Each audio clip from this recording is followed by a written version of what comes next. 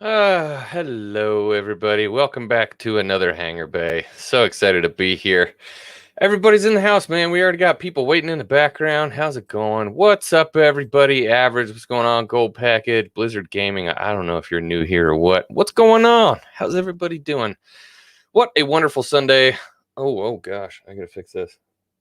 Oh no, it's looking at my monitor. There we go.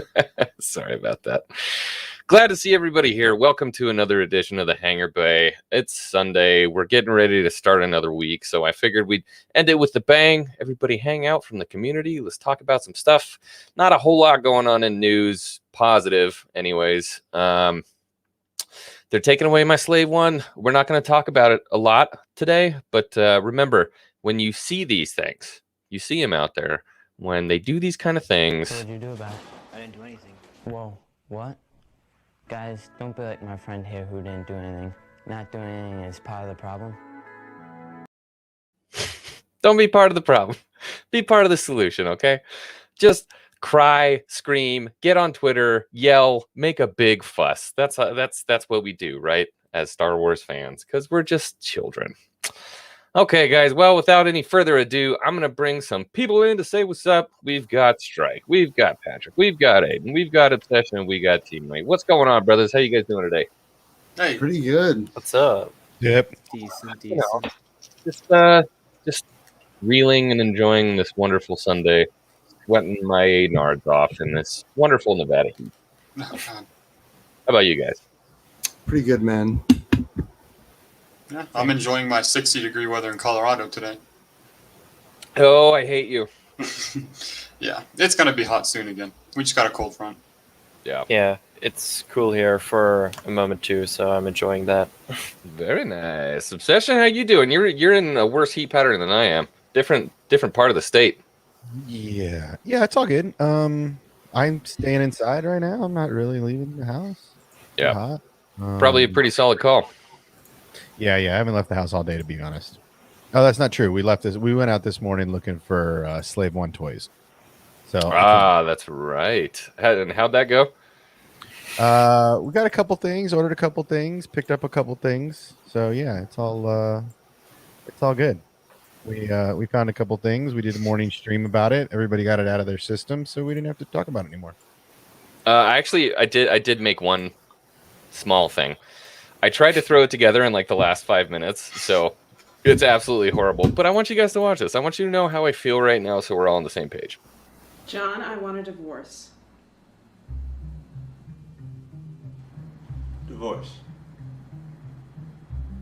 It's not funny, John, and you know it's been coming for a long time. Well, divorce. Why do you always laugh when I'm upset? Oh, every time you say divorce, you just look so cute. I love that video so much. That's what it feels like, right? That's kind of what it feels like. We get upset and they're like, you know what? Just shut up.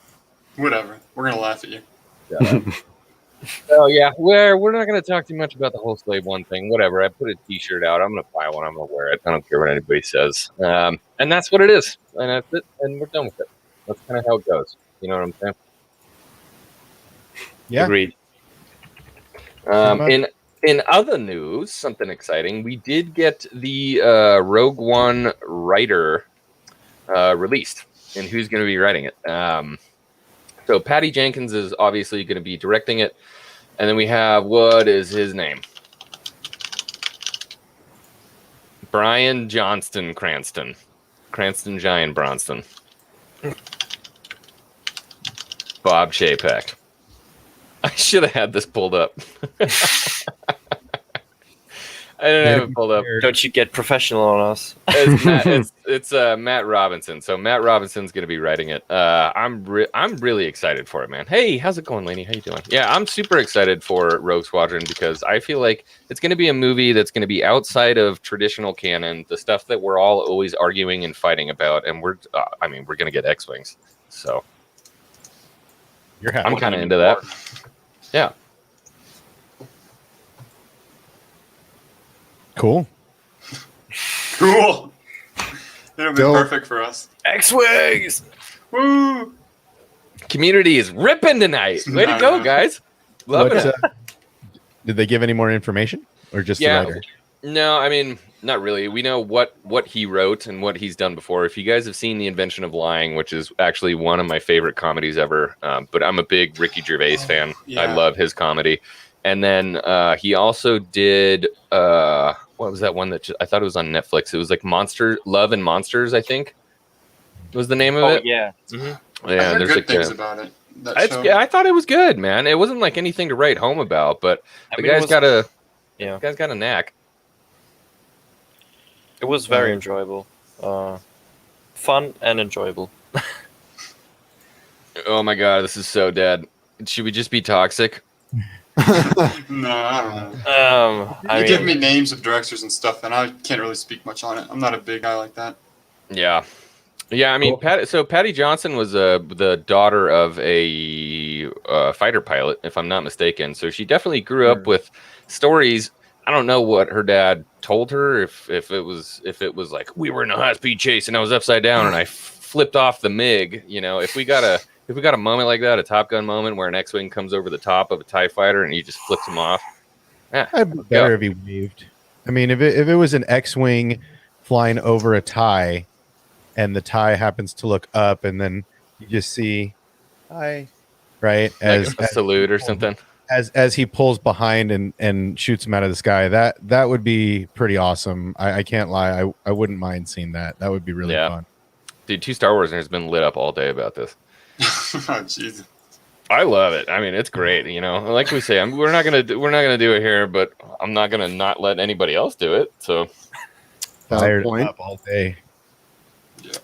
yeah. You know what? Why don't we? Okay, let's bring it back. Let's bring it wholesome. Let's get wholesome here in the X-wing community. All right. All right. We've been talking a lot about. So on 2 Star Wars Nerds, we've been talking a lot about the prequel trilogy, which I'm a huge fan of. Obviously, as you know. Why don't we move to the original trilogy? Do you guys have a favorite moment in the OT that has just stuck with you forever? Yes, I do. My favorite moment in the OT trilogy. I can't say it's my. I have so many favorite moments, but this is probably my favorite moment. It's when at the end of Return of the Jedi, when Luke sees all the Force Ghosts appear, and you see Hayden's Anakin appear, Alec Guinness's Obi-Wan, and you get Yoda, and they all like smile at one another. I was like, that's probably my favorite moment, because seeing Anakin back in his true light side form, Right. just gives me chills every time. Now, do you like the David Prowse or do you like the? Well, you obviously like the Haydenson remaster. Of course. Yes, of course. Gold Packers, that's not OT. Fool. it's a good scene, but it's not. It OT. is a good scene. It's a wonderful scene, but that's not OT. That's okay. Got to be that Wedge Antilles BF stalled X-Wing. With the rocket launcher kill on an Imperial interceptor. Oh, like the 2040, the new Battlefield trailer. I got you. Yeah, I don't know if I call that OT. But what's going on, Andrew? Good to have you here. That's one of my oldest friends, man. Luke meeting Yoda still gives me the chills. I think that moment really when Yoda says, or he's talking, and then Force Ben voice comes out, and he turns around and he realizes that it's Yoda. That was such a powerful moment, man.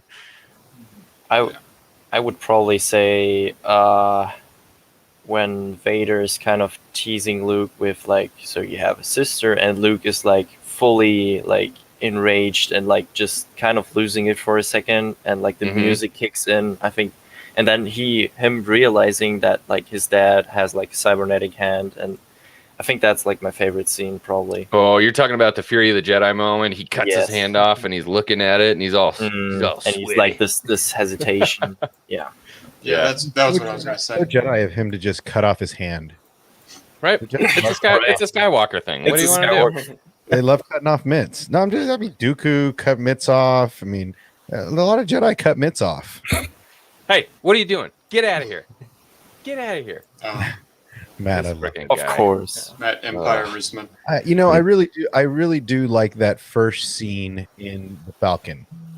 You see Han come out and they're all together for the first time. I mean, minus Leia, we get Leia later, but you see Luke handling the saber, getting his first taste of real Jedi training. We get our first taste of any Jedi training, and Luke, Han coming out and kind of mocking him, and that whole thing, Right. that just shows how, for me, it just shows how far the Jedi lore has fallen out of the galaxy in that time. Like he stamps it with no hokey tradition or foolish Right. religion, or anything compared to a blaster. That really says a lot, because that's how the galaxy views the Force, is like a Right. hokey religion. It doesn't view it as a serious thing. And for me, like, looking back on all the moments, that's the one I think that is the most impactful for me, is because he's learning something that's almost dead. Yeah, that's very true. And I guess we could T-Money. We didn't get one from you. Did I miss anybody else? I think you guys all went, right? T-Money, I want to hear one from you, and then I want to foray into something else. But T-Money, light us up. I'm digging. Did you get a new camera, or are you just in a new spot? I'm at a new spot right now. I'm Okay. house sitting for. Oh, that's right. Yeah. Anyways, my favorite, The Empire Strikes Back, is my favorite Star Wars movie out of them all, and like everything at Bespin, like I just love so much, and probably my favorite moment though is like just the duel between Vader and Luke. Just the music is so perfect. It has the Imperial March, but like in just such a epic, dramatic way. And I just remember when one of the first times I was like watching it and not like actually understanding the story, because I mean I used to see like clips here and there, but like I remember like once Leia and the rest got captured by the Empire, I was just super invested into the story, and it was just a trip. And I love the look of Bespin. Lando's like a cool character to me, and he was just trying to help out his city. But yeah, it was screwed a couple people over in doing He that, did. but okay, all right, yeah. I guess if you're cool with that, then I guess you're cool with that. To me, he's a dirty traitor. From a certain point of view. I only see my point of view. Yeah. And I mean, Go ahead, bro. Oh, I was just gonna say, like, Han's kind of screwed him before in the past, but but not fair, that bad. Lando screwed him, and he screwed him back, and then that's Lando true. screwed him over again. Well, and let's be fair. I mean, the dude showed up in his ride with a hot chick. To his city. Literally, Like, bro. Like, I mean, kind of poking the bear there. Yeah, that's fair. That's fair. Everybody forgets about that. Interesting Like, question. what'd you do to my ride? And whoa, who's this hottie with you? This used to be my life. What's up? yeah. Whatever though, he's running an awesome big old Cloud City to ban a gas mine. He's doing fine. I'm not worried about It's it. okay. No, doing fine. He was doing pretty well for So himself. I had an interesting foray into this because we were talking about a super powerful moment, right? And it was I already forgot what it was, but I wanted to try something here on Hangar Bay, and it's going to be the first time we're going to do it. We're going to try to appreciate the sequels. I know. It's gonna be tricky. Okay. But All right. I I'm gonna stay understand. positive. Look, here's the thing. Scruffy looking nerf herder. Who you calling scruffy looking? So, so the thing is, I started out. Honestly, I've been kind of bit up. I've been bit up today. I've been a little upset about the whole thing with Slave One, but I did. He came in with the swing. Solonic, I see you. I wanted to talk about emotional moments in the sequel trilogy. That's what it was. We were talking about Han and hokey religions and blasters and all that different stuff. But the thing that I remember from the sequel trilogy, the only thing I remember that I really liked was the moment when Han turned around and said, "It's real." It's all real. And we had this kind of full circle with Han in accepting the Jedi for what they were, accepting the Force, and just, you know, I just thought it was a really powerful moment.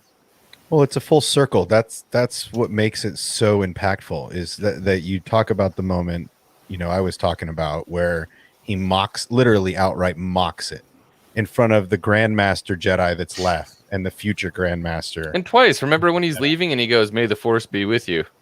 Yeah. Totally mocking. And Andrew says it's treason then. It's treason then.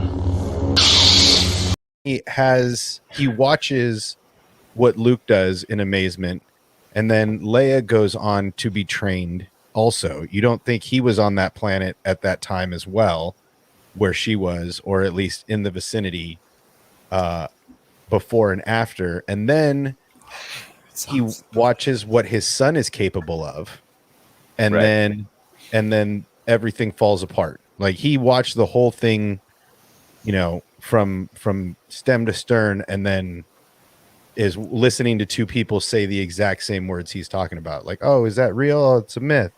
It's like, bullshit. I used to think what you think. I used to be dumb and young too, you know? So I think it's the fact that it's a full circle. I think that's what really makes it hit home. I just want to say what's up, Solonic. Hi, guys.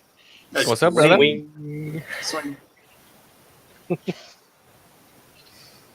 Go ahead, dude. Open platform. We're not going in order. This is I don't run a community stream in a way where we all have to do it one at a time. We can shout over each other. We can scream at each other. I don't know for you, but I'm still trying to find a way to like the sequel. Even though I'm trying to figure out a way in which I cut scene, so I skip some scene. I tried to experience that 2 months ago. I'm sure there's a way to watch it so I can enjoy it.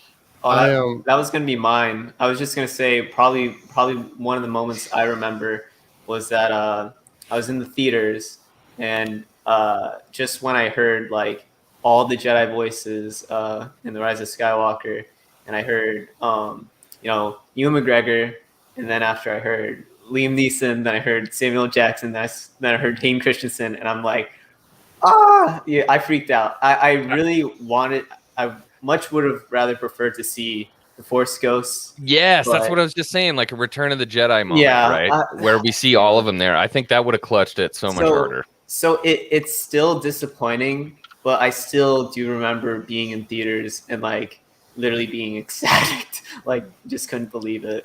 Right. But yeah, that movie, yeah, I know. There's just so much about it, but that's just an emotional moment I remember.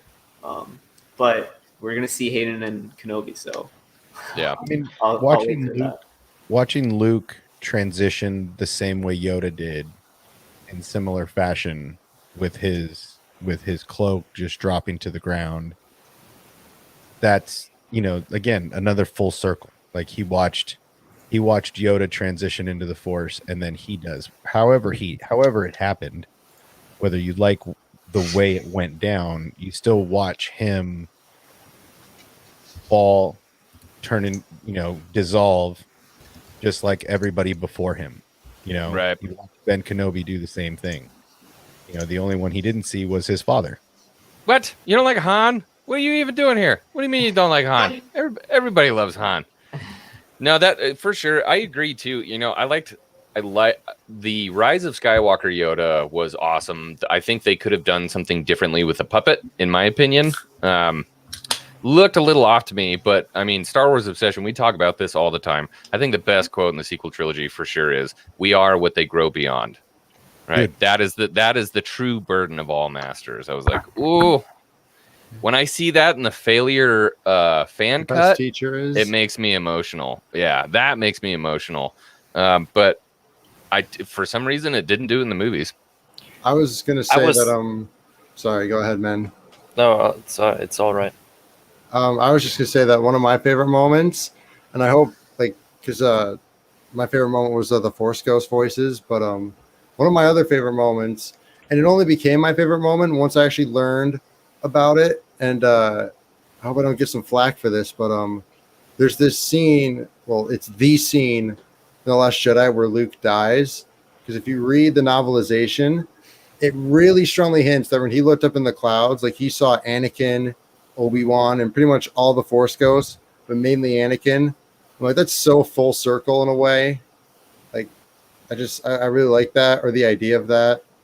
But yeah, no, I like the idea of that. It's from but like it wasn't in the movie. It's like from like my least favorite movie of all time. Okay, we're gonna look at this because this got sent in the DMs here. Yeah, I just decided to put that in there.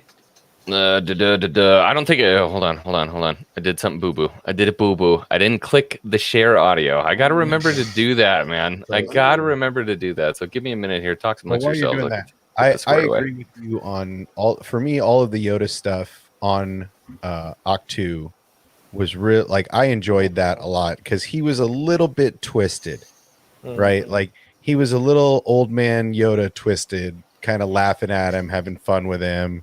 You know, telling him he missed him, and kind of that dark giggle. They made it really fun, and not to mention everything he said was just awesome. All right, let's try this because I'm interested in this. It's like my favorite scene, and it's not even real. There you go. This is a nice cut. Oh yeah. Yeah. We'll see in the sound here with the lightsabers cutting through the air. For me, it's like this shit was fire.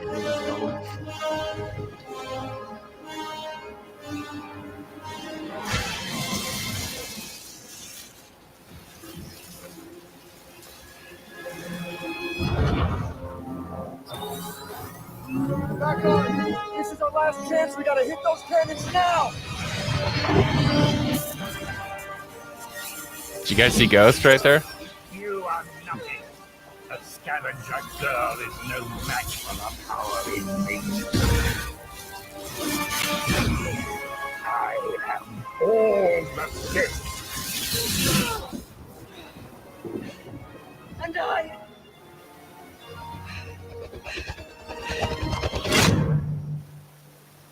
I'm all the Jedi.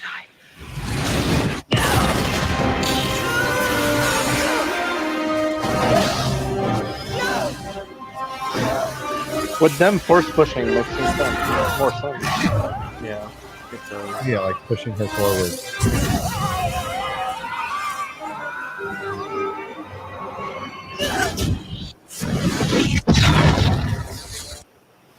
All right. So whoa, what was that? So all right. I think it helps. I don't think it fixed it though because there's still just this fundamental issue for me. I mean, we saw it happen with Mace Windu where he's deflecting the lightning back on Palpatine. Think maybe he might have not tried that again. You think he'd learn from his mistakes? He's the Dark Lord of the Sith. Like he's supposed to learn from his mistakes, but like he just loves like taking his own Force lightning. I guess defective clone. Yeah, but my take on it was this is not the real Palpatine there. Like it is a clone. Therefore, you know, you could have more weakness compared to the real one. It's still Force transference, though. I mean, yeah, but the power and the Force is good, but the problem is the body. That's what I mean. The limitation he has is on his body. Maybe he thought he could handle it, and then he couldn't because it's not him. The two Star Wars nerds is having a fun day. Yeah, it's been fantastic all day. I made a little cut. I didn't download it onto here, but it was Leia flying through space, and then it's what's his name from Guardians of the Galaxy? I'm Mary Poppins, y'all. Oh, Yondu. Yeah, Yondu. It's I'm Mary Poppins, y'all. I will say because like if I would need to choose a favorite scene from the sequels, like it would be a scene like kind of out of context. It would be the scene where Luke looks at the twin sons, but like only in addition to the 80 edits edit. Right. Because like in the movie, I didn't feel anything. I was like, hated it. What? Mm-hmm. Like what? Why? Nothing happened. Why are you disintegrating? Like right. Yeah, I feel like but the fact that the scene, like in addition to like flashbacks to like his days on Tatooine, can actually like hit some emotions in yourself. I mean, it kind of shows that like the scenes themselves they have potential to be very hard hitting, but the execution is just like it wasn't the right scene to do it.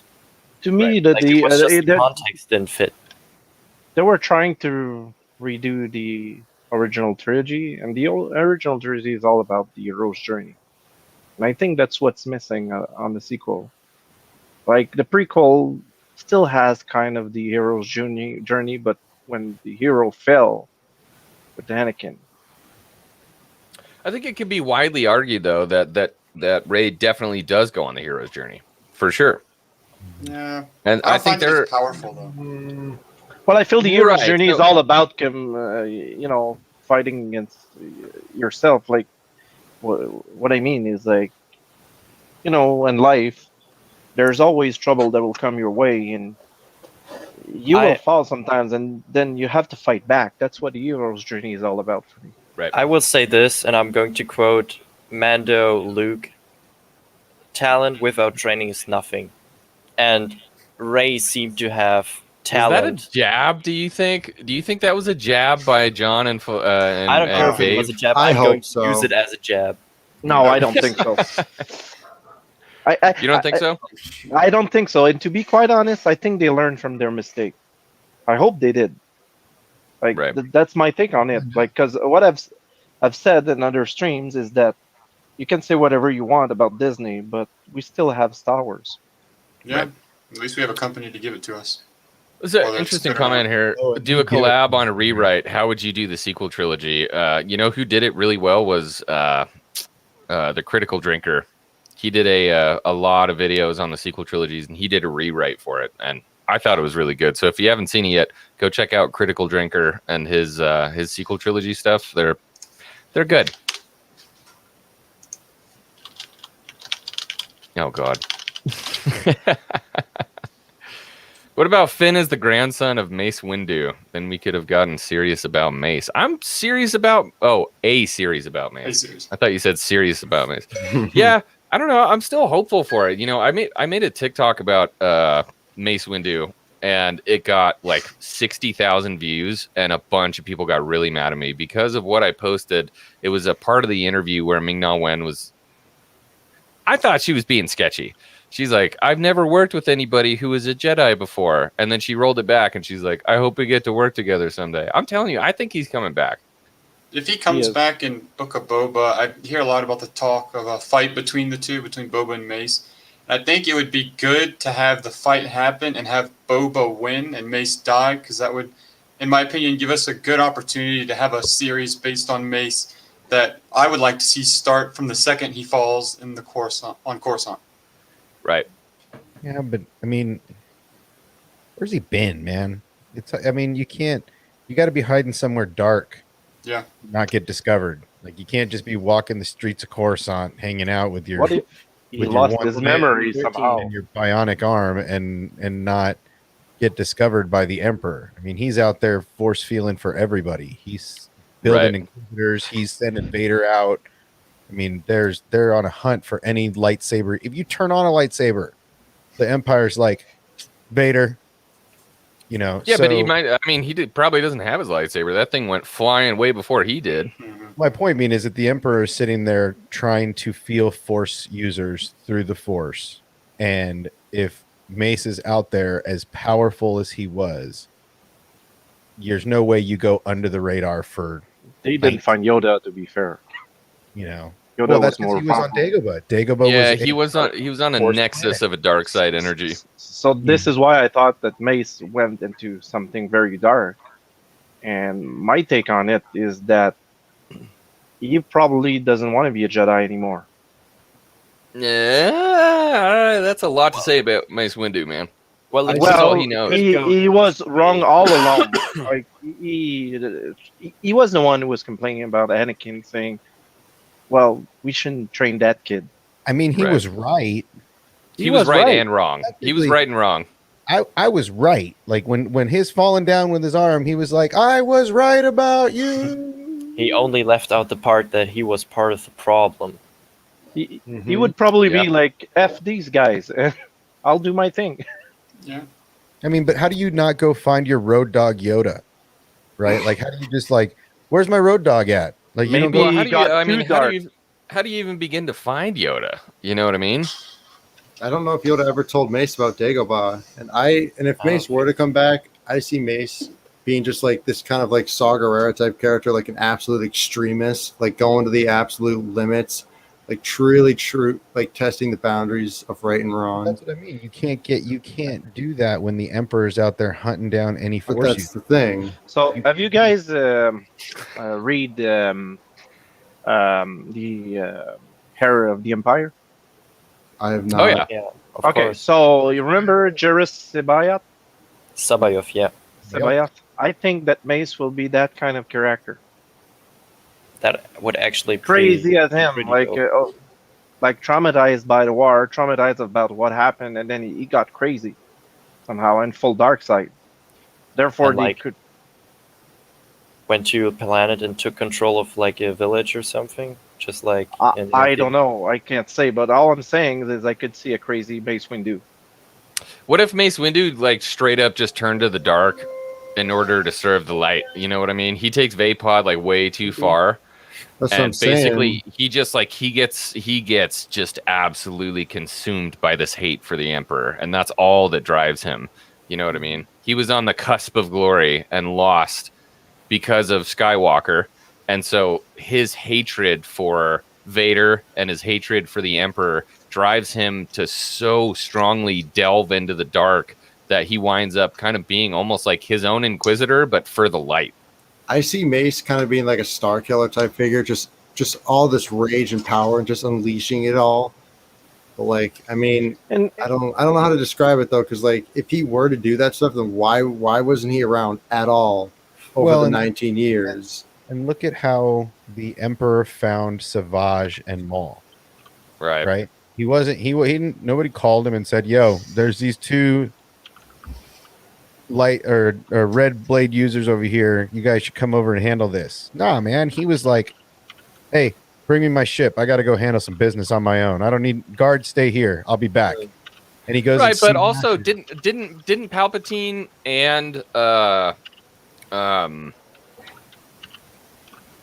Plagueis also completely hide their dark side energy the entire time? They were standing in front of the Jedi, and it was not sensed at all that they were bad. So, I mean, he could totally do something like that. He could act like an old hermit, you know what I mean? And just be walking around like, oh, I'm completely unsuspecting. But the whole time he's hunting Inquisitors. He's hunting all of the top, you know, the elite Sith jackwads and killing them. I feel like that, like, that's exactly what Yoda did. He tried to mask his light side energy, but he was so strong and powerful on the light side, they had to go to a dark side nexus to actually mask his energy. Whereas Right. Mace was already in the dark side almost. Like, he was like, his foot was on the line, bridging the gap between the light and dark. So I feel like if he were to go dark side but remain in the light, he could easily mask his dark side energy and his light side energy. Okay. And just kind of just go abroad in plain sight almost. Neutral as hell. But I And feel if like I- if- Palpatine would sense it, or maybe even Vader, since he had a deeper connection to Mace, would sense it after a while. And if I may add, I definitely think that Samuel L. Jackson is involved. I don't think he's the kind of guy who will just do Twitter stuff like that, like he did. Right. And I would say if he returns, like Samuel L. Jackson is smart enough to understand that he read the script before he decided to join. So I'm looking forward for that. If he's coming back, I'm sure it's going to be good. Yeah. I'm sure he's coming back. It's just a matter of how they use it. Yeah. He definitely insisted that he's going to be badass. Yeah, well, if you know Samuel L. Jackson works, so far he always pick his role, and He gets what he goes wants. on. Yeah. Yeah. He wanted the snake on the plane, and he did it. Yeah, we'll see. I mean, it just depends on how they use it. It depends on where they put him. If they put him Yeah. in Book of Boba, if they put him in Mandalorian. You know, they could flash him in Boba, and then play him in another movie. You know, that's the hook about. Well, I think the game changer was the Luke Skywalker's appearance in Mando season 2. I think people realize like we could do great stuff nowadays, and as long as the character is respected, and even if they're not, they're making stuff where, they're talking about Addin Barris, they're talking about all of this stuff, doing it. But these were new actors, right? They're not Samuel L. Jackson. That's fair. Well, I mean, him aside, I mean, that's the only person that gets to call their shot in really all of Star Wars. Right. There's no one else. It's like, I want to do this and I want to have this, and that's the only way I'm doing it. Can I get a purple lightsaber? No, they're blue and green. Purple. Mine will be purple. All right. Hey, Jedi mind tricks everybody, are you ever going to say no to Sam Jackson? Like, I don't think, like, George didn't. I get it, but we have to stay positive. Like, Mando was great. Oh yeah, for sure. There's no disagreement. And Bad Batch is not that bad too. Bad Batch is great. It's been really good recently. I'm looking forward for it. Like, even though with Filoni as the new creative director, exactly. I'm looking forward to it. Like, we have to stay positive, otherwise, like, we'll fall but to when Disney does stuff like they did today, today's not a day that I feel particularly positive about. I'm with you on that, and I'm the first one. You saw me in your chat. That was maybe my attitude towards Disney today is shitty because you just it's a little fresh. But I agree. I mean, I hope that and I hope they use him more. I hope they do background stories. I hope they do tell us where he's been. I've always thought he was hiding right there. I think he's been hiding in the Jedi temple, below the Jedi temple. Level 13. No, I think in the temple, in the Jedi temple was built on a Sith temple. Right. So I think he was hiding in the below. As he fell, maybe he woke up and stumbled in there. So still reeling from the dark energy, kind of like X-Wing was saying. Still reeling. So, Obsession, you're the Ahsoka specialist here. Yeah. Where is the Ahsoka show will be? Like, when in the timeline? I think they're going to, potentially show us a bunch, but I think personally the scene we saw of Ahsoka fighting Thrawn's lackey is just before the scene in Rebels where she comes to get Ahsoka. So would it? You mean Sabine when she goes to get Sabine? Sabine, yeah, when she comes to, because she has that white staff, and the white Beskar staff. I think she got from the lackey's office or room or whatever, because I think she had a couple of them. That one, the white one, looked more ceremonial, not so much like a weapon. It looked like more like standing in a ceremony, whereas the other one was spiked for battle. So I think there were a couple, and she took that one to Sabine, saying, "Here, you need a weapon." And I hope the first scene is her handing Sabine that Beskar staff, and Sabine going, "I'm cool. I got Ezra's lightsaber," and she powers on Ezra's lightsaber, and then Ahsoka's like, "Cool, you ready?" And that's where they go. Yeah, I think that'd be such an awesome opening to the Ahsoka show, is if they merge those two scenes, like right at the end of Rebels, and then that would be cool. If you look at the video, I made a video about it. If you look at Ahsoka's wardrobe in The Mandalorian, minus the beaded belt, the beaded part, but the belt was identical, the gray was identical, and if you look side by side, frame by frame, she's wearing the same thing, except she's got a new Jedi cloak, which I think she got from Thrawn's lackey, and she's got a Beskar staff that she picked up in the lackey's quarters. Right, Brayton, that's what we're saying is that so Mando has the regular Beskar steel. He's saying that maybe in that lackey's off. I'm trying to remember her name. What was her name? Help us out, chat. I don't remember her name. Yeah, The magistrate. Yeah, the magistrate. I don't remember what her name was, but yeah. So right after all that happens, now the town's free, and they're raiding the magistrate's office. Maybe she finds another Beskar staff there. Right, amongst like a Jedi cloak or something like that, because she's got a brand new cloak. Because the one she was wearing in Mando was ratty, and she shows up in this nice new white cloak with this white staff, making her look like Gandalf. And next thing, I think that the white. Right, basically, yeah. And then I think she's, she gave Din Djarin the Beskar staff that's made for combat because she knows what he's about to go into.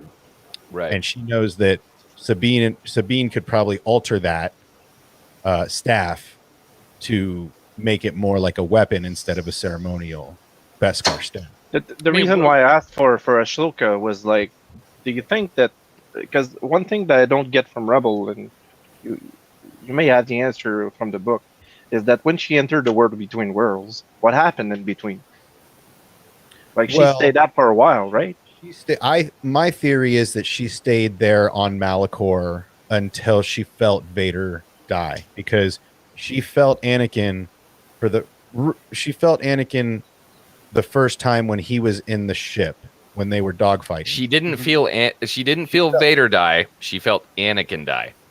Yeah. Well, in the ship when they were dogfighting, when she was in the Ghost with Kanan, and they were dogfighting against Vader, she felt something familiar.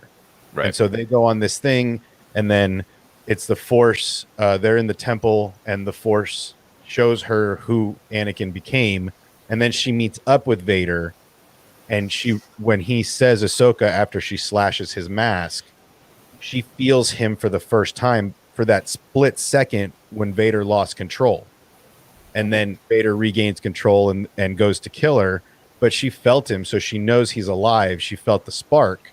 So I think she had to wait on Malachor until Anakin or Vader, whoever was in control at that time, dies, because they would feel her if she wasn't surrounded by the dark temple energy on Malachor.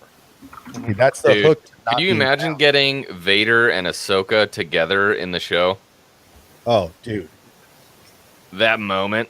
Weighty! I'm not sure, but what I would say is why I asked these questions was maybe Mace is stuck in the world between worlds. That would be bitchin' if he woke up like on, unknowingly having opened a portal or something like that in the Dark Temple, since the Sith rose and all the Jedi power was snuffed at one time.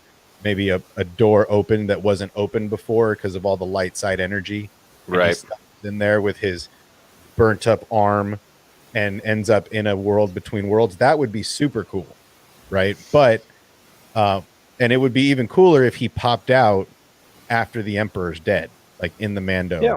Because that would explain everything why we don't hear about him and stuff like that. So I think he's like everybody else. I think all of the Jedi that are, aside from Kenobi, I don't know how he's hiding himself. We're going to find out. But all of them are in a dark temple somewhere where Palps can't find them. That they kind of know you can't find them. Aiden, I see you raising your hand. I'm gonna shut up. No. You keep going for as long as you want, man. I can wait. Like I think what you're saying is really interesting. I just wanted to say that I saw this theory the other day saying that if Ezra didn't save Ahsoka, then the sequel trilogy would exist, because without Ezra saving Ahsoka, Mando would have never learned about Tython, or supposedly Tython, and he would have never took Grogu there. And basically the Empire would have eventually got a hold of Grogu, extracted his blood, and created Snoke. Boom, the sequel trilogy.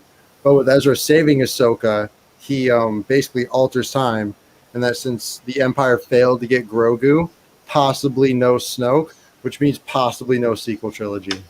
But we already saw Snoke clones when Mando went to the base in the first season. But we don't know if those were Snoke clones. Yeah, we don't know. But don't they need Grogu's blood to like Look, infuse the force within I him? get it. I totally get it. I understand it. And everybody's holding out hope like, oh, it's not going to happen. It's not going to happen. But here's the deal. Why would they be talking about cloning Force sensitives if this wasn't going to go into the sequel trilogy? Starkiller. It's just a fun little theory. You know what I mean, though? I mean, all roads lead to the sequel trilogy. They're not going to decanonize it. And I got into a conversation with somebody the other day, and they're like, I'm trying to remember. It might have been on 80 Edits. I don't remember. But basically, it was like, look, I don't want to see that decanonized because of the fans that it's created. And I'm like, dude, I totally understand. I feel the same way. What did you do to my EU?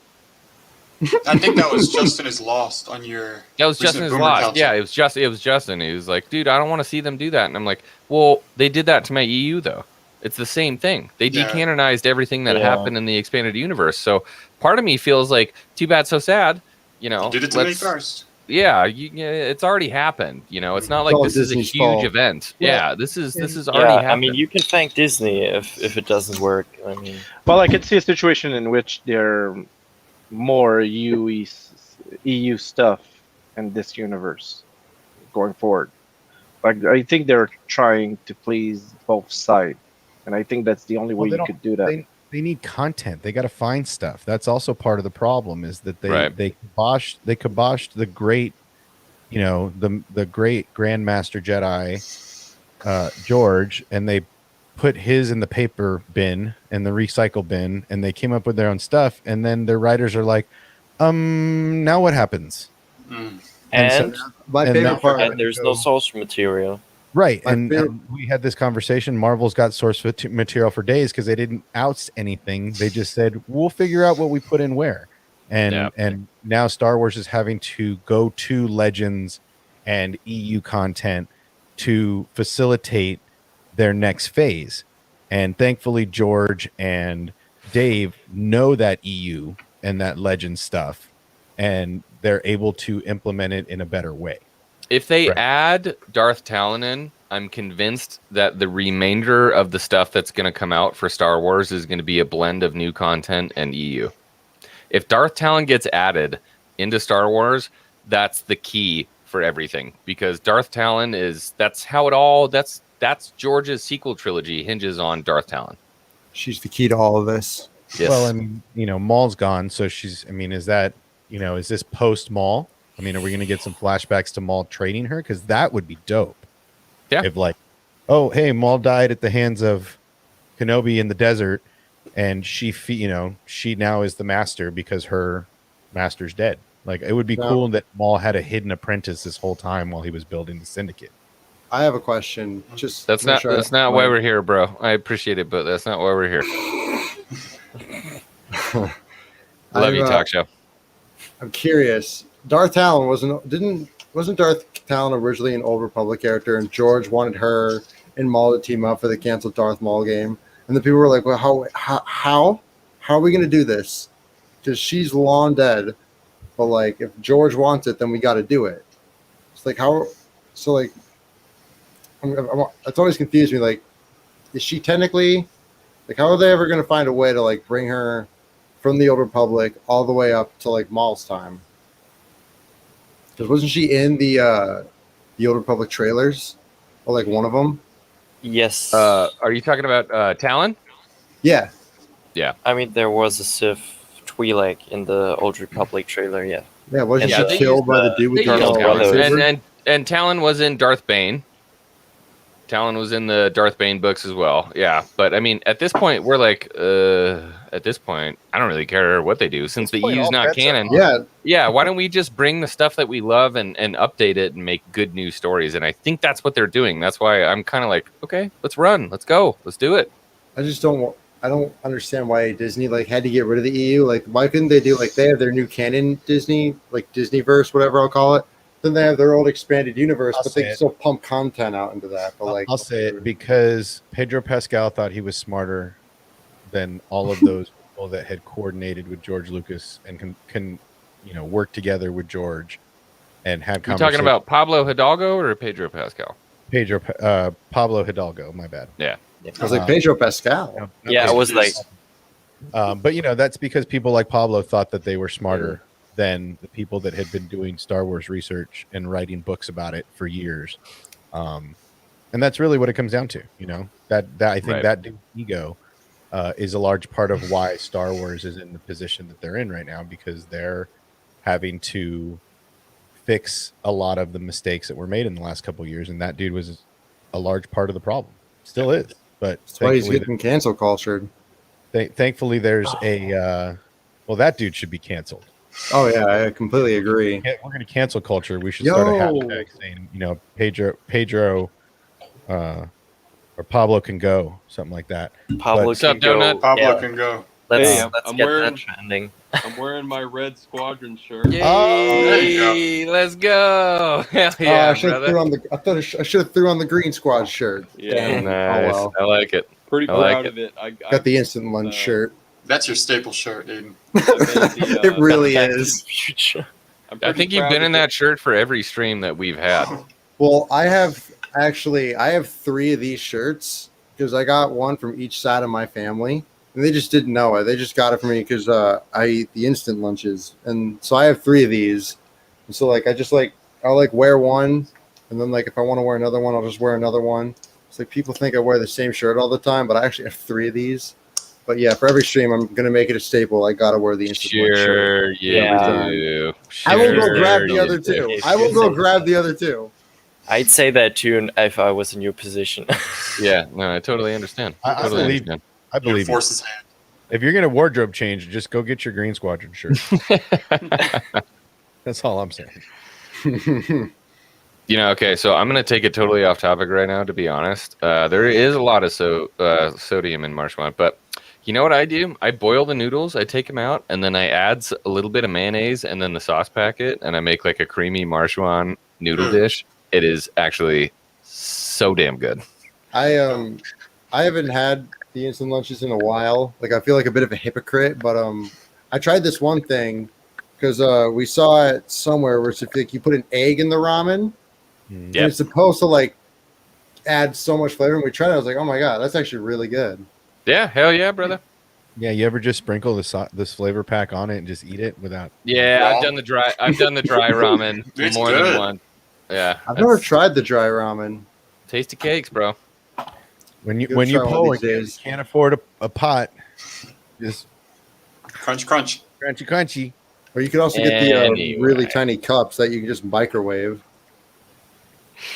So, where did we leave off? We were talking about Ahsoka. We were talking about the world between worlds. We got a little off topic. I apologize. Samuel. Yeah. So I think that's like I said. I think that's kind of like the linchpin. If we see Darth Talon, because they were talking about adding her in to some of these Disney Plus TV shows, and I think if we see Darth Talon, that's my indicator that we're moving on to the George Lucas sequel trilogy that he wanted to have. If we see Darth Talon, then we know it's going to start heading that way. Because, yeah, we're going to get Maul. We're going to get the Crime Syndicate. I wonder if that's what they're hinting at with Boba. I don't know. Yeah, but so then are they going to retcon Maul's death in Rebels? Or No, because they've talked about in the Book of Boba Fett that it's going to be a show that talks about him from Empire all the way up. And actually, not even Empire. I think they said... yeah, maybe it was. It was from Empire on. I think it was Empire. A New Hope. Yeah. No incineration.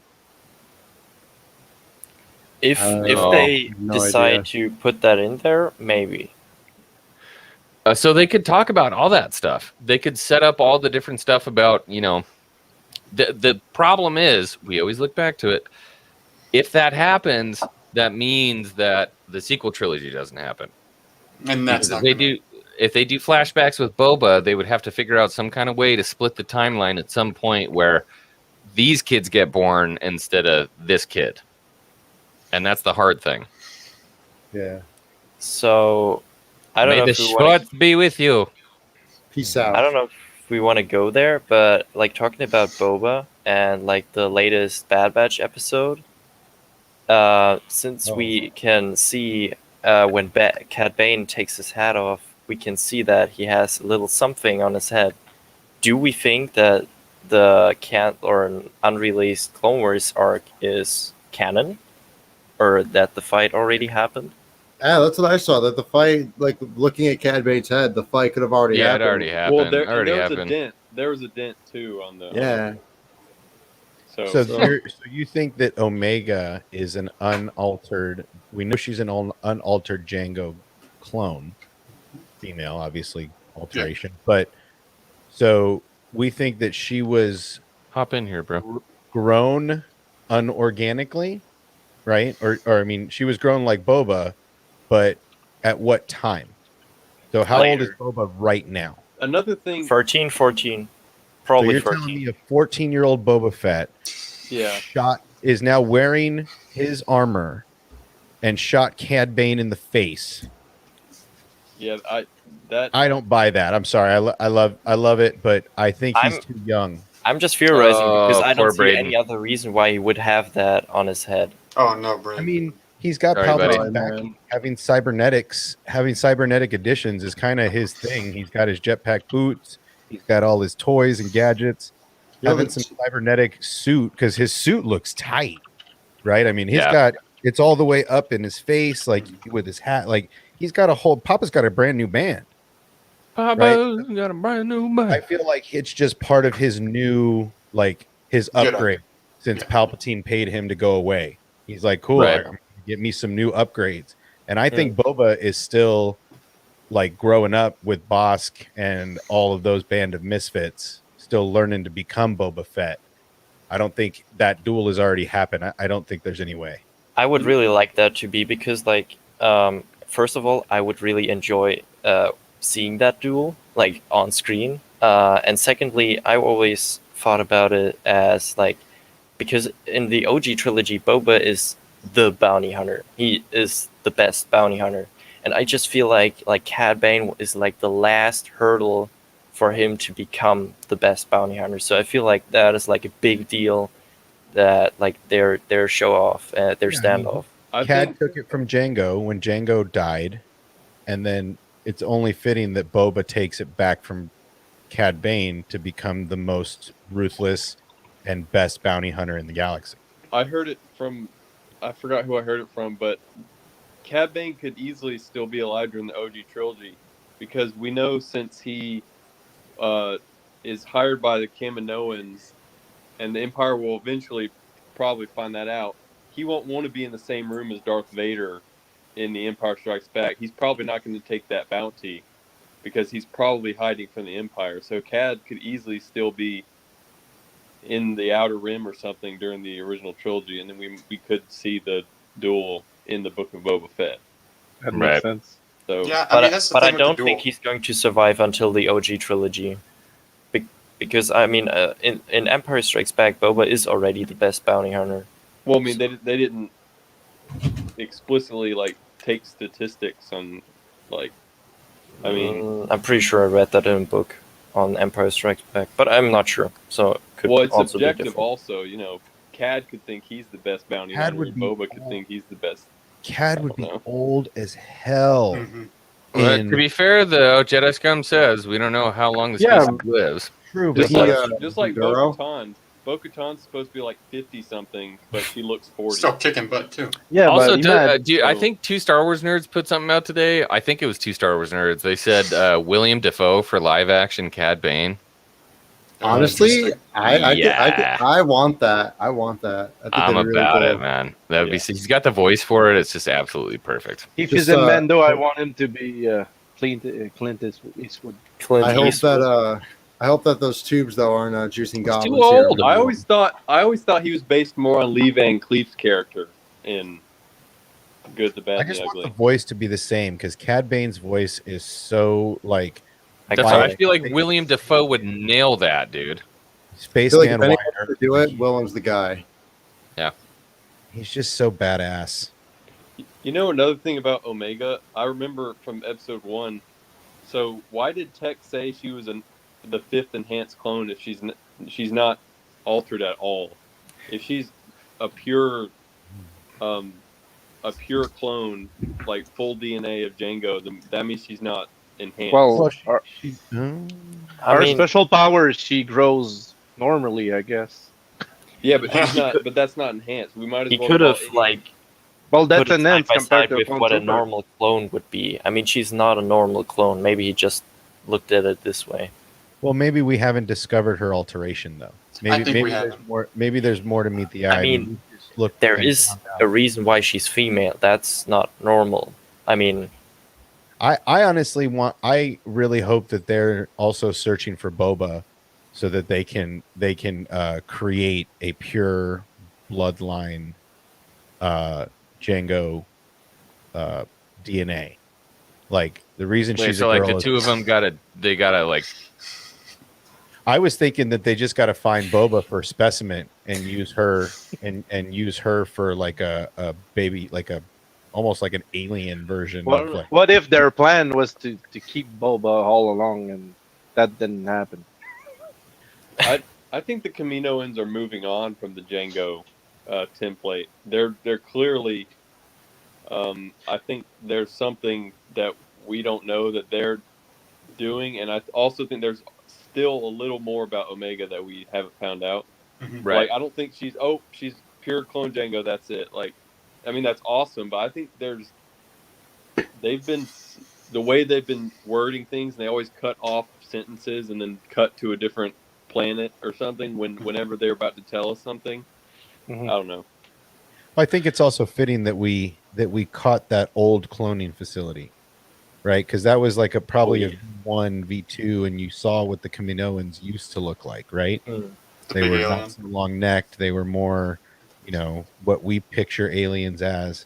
But it was interesting that that's where they ended up, is an old cloning facility, and she gets to look around saying, I don't want to be one of these, because she kind of knows what she is. She's been hooked up to these tubes. She may not actively know, but she knows, she's had tests done. She's been hooked up to those machines and tubes a bunch. So they've been monitoring her growth. Is she an unaltered as far as age goes? Yeah, I think she is, and the reason is, remember, Django and Boba were living pretty much on Camino, right? Yeah, so they could take supply from Django anytime they wanted. Boba never returned. and can we talk about how interesting it is? Like, or I don't know, I found it very interesting, the name drop of Boba being Alpha, like the first ever clone of Django, and also being the unaltered one. And I also feel like that name drop is going to mean that we are at least going to see a Boba in the Bad Batch for something. I'm pretty sure we're going to see him.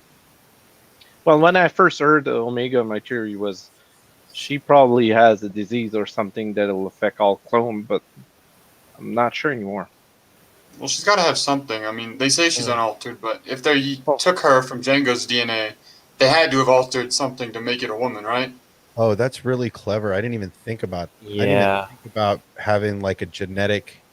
I didn't even think about having like a genetic infection, and what better host to start and test that weapon than the original host DNA. That's really twisted. That's really could awesome. be how the pretty clones- gnarly. That could be how they just wipe the rest of the clones out after a potential. Well, Project Kamino War uprising. Mantle, we're waiting for that episode now. I mean, that's really, really twisted. Did those episode names get canceled? No, they're still. Yeah, they did. Yeah. No, they were 10 to 14 though. Episodes 10 to 14. I know, but they pulled the names. They're like, no, that's not okay. what they're called.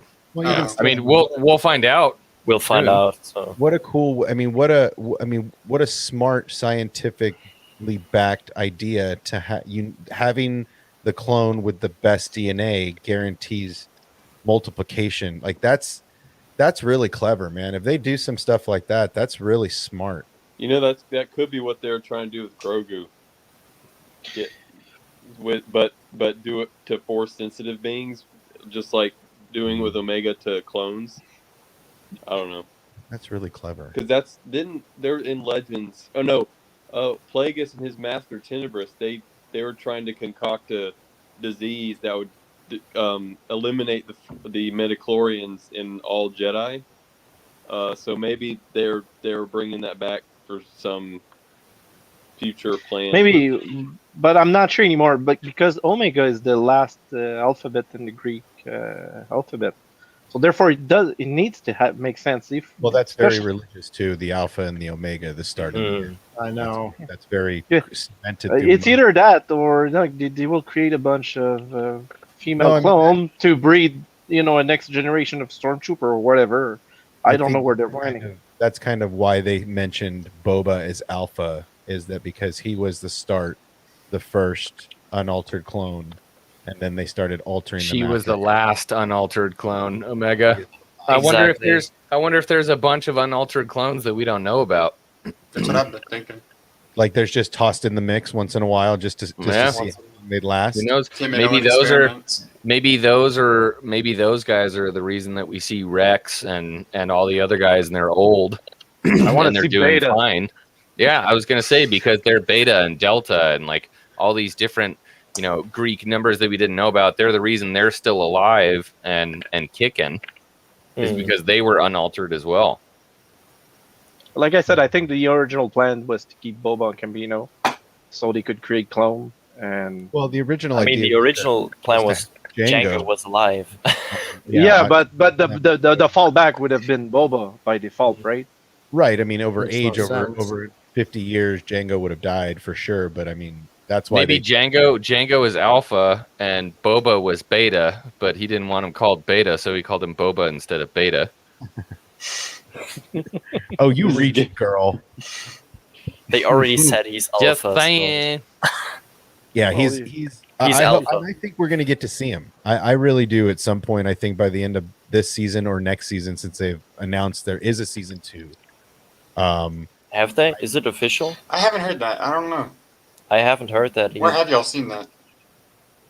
We were talking about it the other day, that it wasn't just 16, that it was 32. My wish is that they're going to do 3 seasons. This season will be introducing us to the Bad Batch and Omega. Next season will be the Bad Batch and Rex and them finding all these clones and just like having this clone colony on some outer rim territory, and then setting up the clone uprising, maybe. Yeah, but it'll be like the clone. It'll be the clone rebel sect that never got taken care of. Yeah, but there were only they had to have gotten destroyed because we would have heard about it in the original trilogy or something. It would have been the clone sect that would have gotten forgotten. That would be cool like to see if that's how Rex, Gregor. If there's another season, I think it wouldn't be Bad Batch. It would be another show, just like they did Bad Batch. It's pretty much a sequels to Clone Wars. I would tend to believe that this other show would be completely different. So who was there on the abandoned walker? It was Rex, Gregor, and Wolf. Yes. Mm-hmm. Yeah. What's the Greek symbol? What's W in the Greek? Is there one? Oh, God, you're asking me something. Click. Wow. WAU. Yeah. Wow. What's R? Well, Omega Was that Row? looks like a I think that's W. Row. I don't think that's how they do it because I mean there are a bit too many clones. I'm just saying, what if those people that we're seeing were unaltered Django clones, right? Well, we had Ro and Gamma and Woe, and the reason they're still alive and how is a clone that ages quicker gonna survive until the age of the rebellion? And Rex, from what they were saying this is stuff I was reading a while ago when Rebels first came out, is that Rex, they drank a potion, or they went back to Camino and had some kind of procedure Did done. you say drank a potion? Yeah, something crazy. But I was reading that Rex found a way for them to turn off the gene that accelerates their growth. So whether that was similar to the inhibitor chip procedure or it's more in depth, but though it was said somewhere, I'd have to look it up and find it, that Rex, because that's Rex's whole mission, is to turn off the chips and Aiden, save you his can put your brothers. hand down, dude. I promise. I'm sorry. We're gonna talk to you, bro. I'm sorry. I apologize. Just yell. If you got something that's like burning inside you, just start screaming. I was just gonna say, what like something that really caught my interest in the new episode was that thing that fell on Fennec when they opened up that green little liquid clone vat thingy. That alien thing fell out. I was very curious. Like, what is that? I think that was it's just a Kaminoan. Yes, I think that was some sort of version of a Kaminoan. It looked a lot bigger. But maybe there's some kind of experiments they're running because it looked like in another tank there was a Sulston or something. Yeah, I don't remember the book, but in the books they were saying the Kaminoans were way taller, and they were cloning, and then at some point they got smaller somehow. Well, have you seen? Has anybody like? This is gonna sound crazy, but is anybody a Stargate fan? I am. I have not. So seen this Stargate. is going to be kind of outlandish and off book if you don't know what I'm talking about. But this is similar to Asgard, where they clone, and their bodies got smaller or bigger based on the duration of cloning.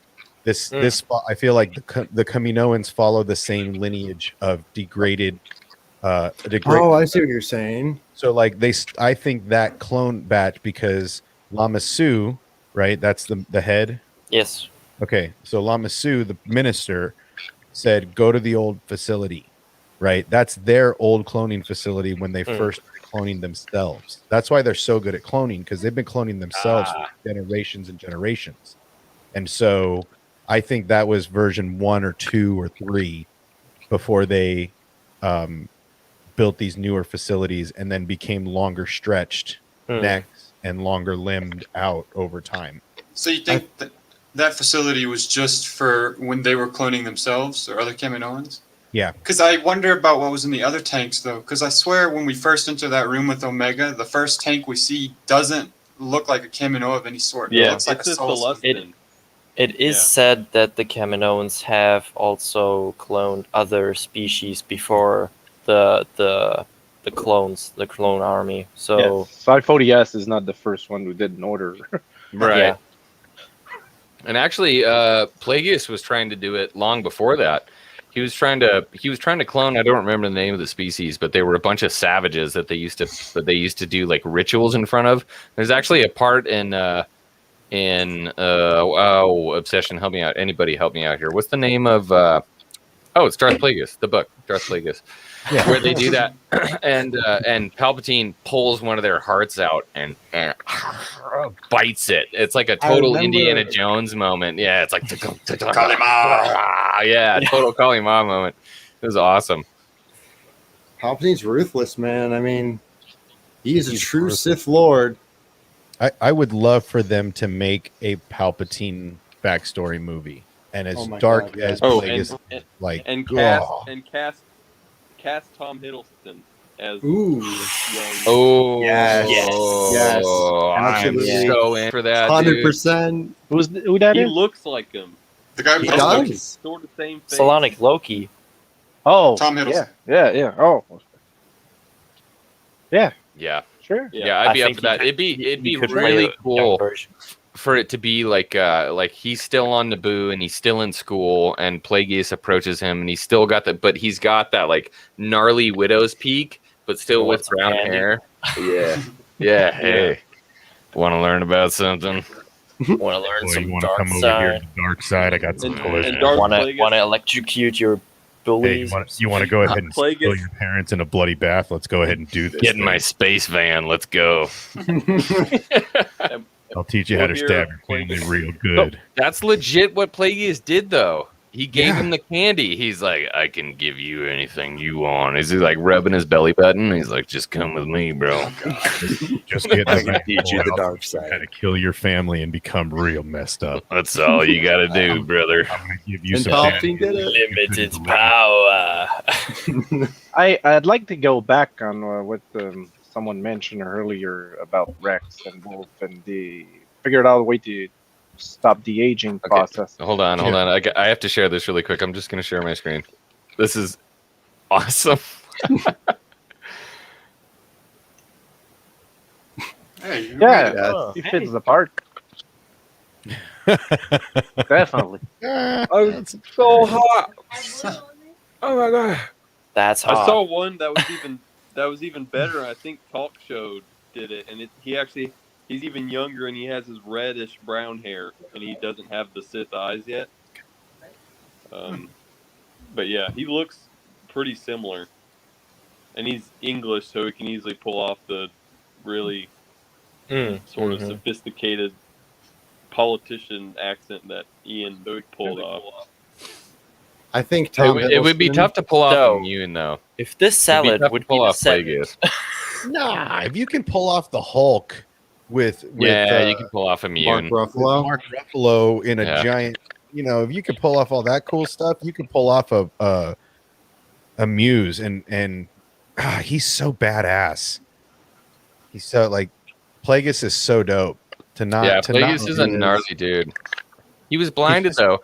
Honestly, I feel like he was almost blinded by love. To be honest with you, he really, I think he loved Palpatine. He was so blinded by the future and how excited he was for everything to be the way that it was supposed to be. He didn't expect his dude to just come back and just wreck him. See, but that's the thing, though. Palpatine literally did the same thing. He was blinded and so focused on his hate for Luke that he completely blocked out Vader. And so when Vader picked him up, he's like, "Oh God, oh my God, wait, oh my God, this is actually happening right now. This is going down. He's doing it." Isn't that the curse so of the far Sith, though? I mean, kind of. I hate to say it out loud, but isn't that the curse of the Sith? Really, I mean, they get excited in those moments, and yes, my apprentice is so powerful, and then it's like, wait, he's powerful. Wait, he is so powerful. Wait, he's so powerful. Oh my God. And I think that's what it goes the other way too. Think about Dooku. He was so sure of what was going to happen until he was kneeling with two lightsabers next to his neck, and he's like, "Oh fuck!" Actually, I want to go back. I think the only one who was smart enough was Bane. Yeah, Bane got the it. only Sith Bane that knew. and he could. I mean, I don't want to spoil. If any of you haven't read the trilogy and want to read it all for the first time, do you want me to? I mean, I don't want to. No spoilers, please. I'm sorry. I don't want to be that guy, but I your really headphones need off. to read it. Turn off Turn off your audio. Okay, so Bane obviously he created the rule of two, so that was his life's goal. He literally craved getting killed by his apprentice. Yeah, it's the only way to progress as a Sith. Yeah, and so when obviously he was gonna wreck her if it was only lightsaber dueling, because she specialized in sort of Sith magic. So when they started the fight, She was like a sorceress for sure. yeah, when they started the fight, it was just lightsabers, and he was destroying her. She wouldn't have survived a minute. But then she pulled out one of her Sith magic tricks and ripped his arm off with some invisible eel thing. The dark tendrils and shit. Yeah. And then Bane, from what he learned from Darth Anditu's holocron, his last he was like, okay, my last act in my life is going to be trying to possess you. Yep. He was going to try to do essence transfer, and she was strong enough to defend herself from it. So that was the first rule of two transition. But then remember at the end of the book, Bane had a hand twitch, right? He had Xana a hand had twitch. a hand twitch, yeah. And then at the end, Xana's hand twitch. twitches. I know, it was the same twitch. Bane for years had been because he had. I mean, he's a Sith Lord, so the power was his body was weary. Yeah. And so all right. Sorry. No, you're good. We'll just get him back in. Okay. Yeah, but it's not a spoiler. But Bane came with the rule of two. I knew that. Okay.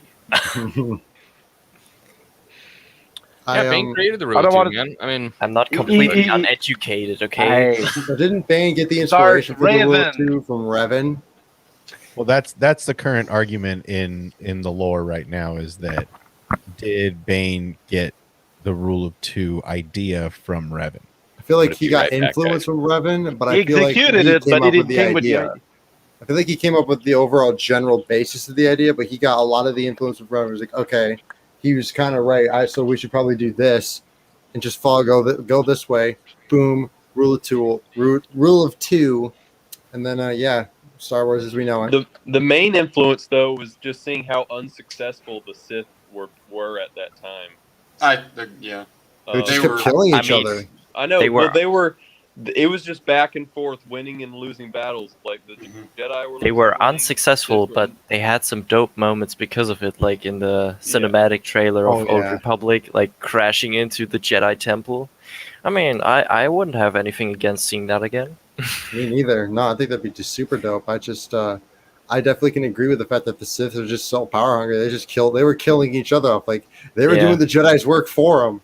They didn't even have to worry about it. The rule of two works so well because all that power, and obviously it's selfish because they're Sith. There's only two of them. Yeah, of course want they're going to the be power. selfish. But that means that those two are so much more powerful.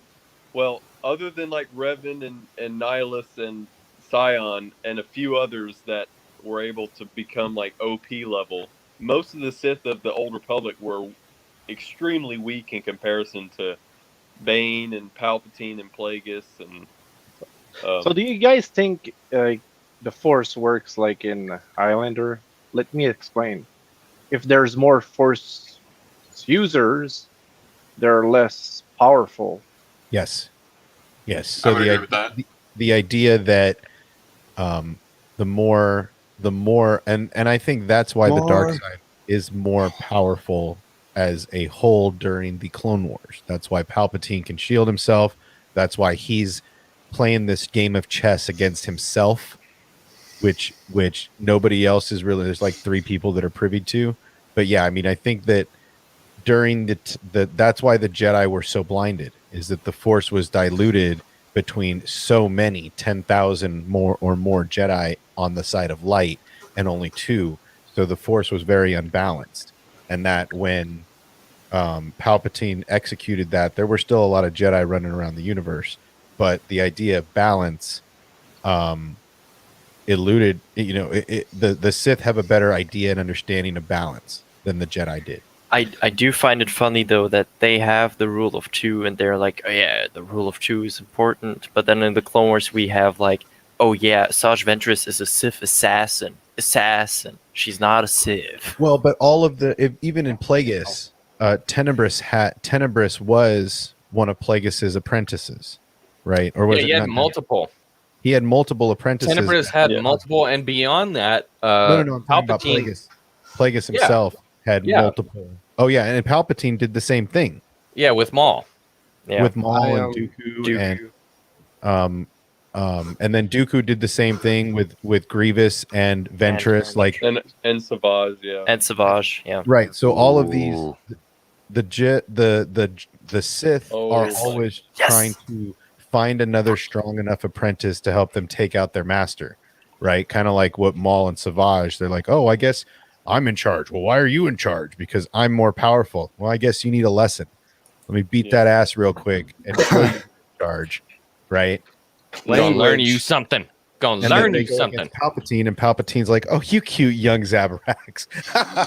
Yeah. Well, hey, it was a really I might have already said this like a week ago, but when he killed Savage, there was a few seconds where Maul was on par with Palpatine, and Palpatine was like, "Okay, got to stop toying with you," and then obviously he destroyed Maul. Yeah. That's because a lot of people complain. Oh well, Maul loses every single time. That means he's weak. I'm like, oh no, it's just unfortunately that's just how the Force deemed his. Yeah, I mean, when you're going against Palpatine, it's just like he gets smarter every time. To be fair. Yeah. But this comment about Delta Squad being sent to take out the Bad Batch. Yes. That would be sad. Yes. But it would be Yes. epic. I want that. Well, here's my thoughts on the Bad Batch. I think at the end, the Bad Batch will become the Delta Squad. That would be cool. But I think somehow they'll get. I don't want that. They're I'm more. sorry, cool. I don't want that. They're different. Didn't we already see the Delta Squad in the Clone Wars? Yes, we saw them already. Yes, for like 2 seconds. Also, that won't happen. For 2 seconds. You don't think it's gonna happen? Why not? Does Delta Squad already exists? Yeah, bringing them in to take out the Bad Batch. Why would that not happen? No, He was I talking meant about Bad Batch becoming. Yeah, he was. Oh no! Yeah, what? No. Sorry. Delta Squad is Delta Squad. I'm sorry, you're the Bad Batch. Yeah. Yeah, but who would? Yeah, no. So, but would that be would Crosshair have already rejoined by that time? Because it might be unbalanced because you have the 4 Delta Squad members, then you really just have Hunter. Remember the Wrecker. sniper Sev No, went you missing? don't have Sev. Sev is not with Delta Squad. Crosshair could replace Sev. He was just left behind, but he could have. No, he could have in the pulled books, off- in the story, he never joins again. He later on joins the rebellion. Spoiler alert. I gotta go, guys. Unfortunately. All right, brother. Thanks so much for having me on X-Wing. I love this community. I love these streams. I love coming on. Love talking Star Wars. So yeah, cool. buddy.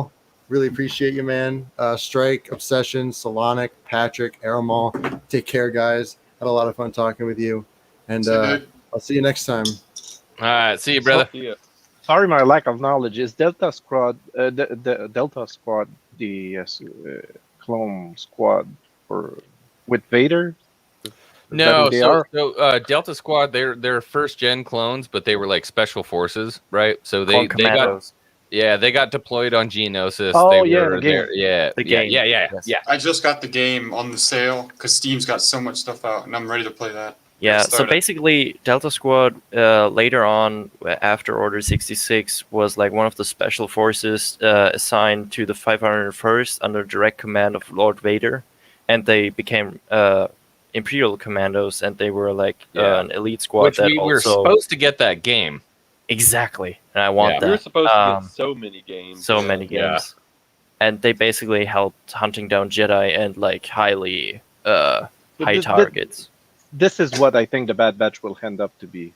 Like, I think the tragedy is that they'll get the inhibitor chip back, and they'll join Vader. They'll be Vader's special force trooper, or something like that. But they don't have their chips anymore. I know, but Well, it's he not was saying maybe done. they get one put back in them or something similar. Yeah, but the chips, weren't they organic chips? So it developed as their mind developed. The chip basically added memories like their entire life. So it took a lifetime. That could be interesting. What if they get reactivated even though they don't have the chips in? I could see that happening. I could see them putting something in their head that brings or puts them back in the mindset of the other clones who are executing Order 66. And I think the key is the Kaminoans. They know about it. Like, they don't seem to be worried about the Bad Batch at all. Yeah, they're only worried about Omega. Yeah. I see the Bad Batch turning back more than them all dying or something. I would honestly prefer them all dying. Yeah, that's where I'm at. I want to see them all Honestly, die. I want I either want Delta Squad or I don't know, or Vader. I don't know. Someone I going want in one and- survivor. I want Echo to live. That's all I want. Oh yeah, Echo can and survive. Echo, yeah. and he needs to be like frozen in something that he doesn't age, so then he can like get woken up like 100 years So later. what? Echo just they- gets built into a wireframe and becomes C-3PO. Oh god. Or he becomes the Echo base. Well, The Echo I mean, I don't know if you remember, but like there was a storyline with Kix being frozen and like actually surviving till the sequel trilogy. And what if that like kind of similar thing happens to Echo? Well, they could just do both Kix and Echo. Kix and Echo, yeah, that would not do. both? Okay, I've got an idea then. Since it's already on the back of his head, they freeze him. Echo becomes Lobot. You're a low boy. That's stretching a little Wow. bit. You remember that's Lobot? You remember Lobot, right? Well, he's got the same thing on the back of the head. There you But go. he does with them. You want to stretch? Let's stretch. Yeah, we're Armstrong this stretching thing. now. He would have had to have shrunk by like 5 inches. His clones are like 6 feet, and Lobot's like 5'8" or something. I don't Yeah. know. How do you know how doesn't look small becoming- Lobot is, bro? Maybe during freezing he shrinked a bit. Yeah, I that's see what him becoming C-3PO more than Lobot. I don't know. C-3PO is too jarring compared to the clones. I see this guy literally just like tapping his foot, staring at the screen right now. Like, you got some to say. I don't. I mean, I just think they're gonna die if they're. I think it's a limited run. You don't see him in anything else in the future. They're not going to Agreed. show up in Mandalorian or any of this stuff. So I think it's just a filler, and I think that's why the scoring mixer put out that tweet and that post saying, are you Oh supposed yeah, to right. Emotional. while you're writing? Kind of all forgot about that one. Yeah, writing the ending score.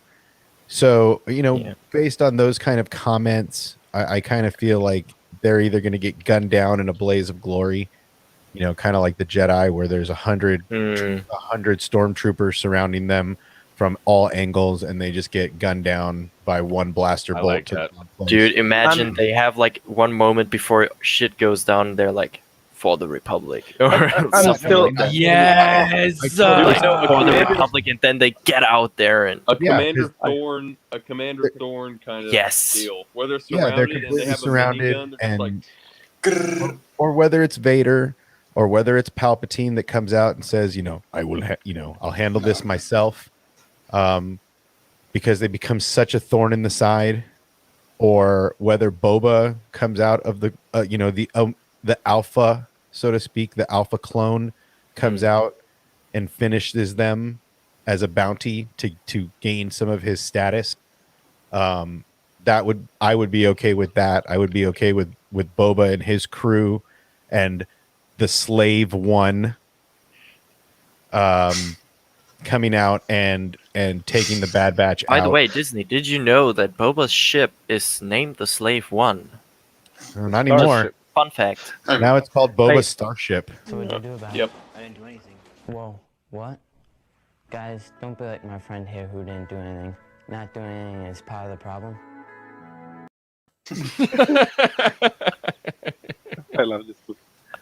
That's awesome. But I still am with my. Well, I'm going back to my Omega theory with the virus. So she's gonna be the key to kill them all somehow. There's It's something gonna we're be not because knowing. of her, and that's the tragedy there.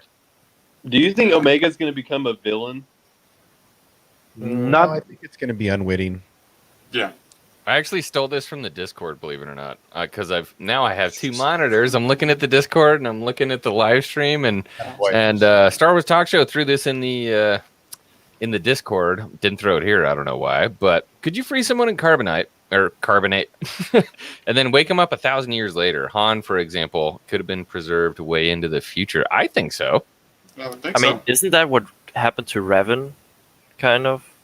Well, he's just kind of like in stasis, I think, because he's Was still that- able to use his force abilities to like Right. counteract the Emperor.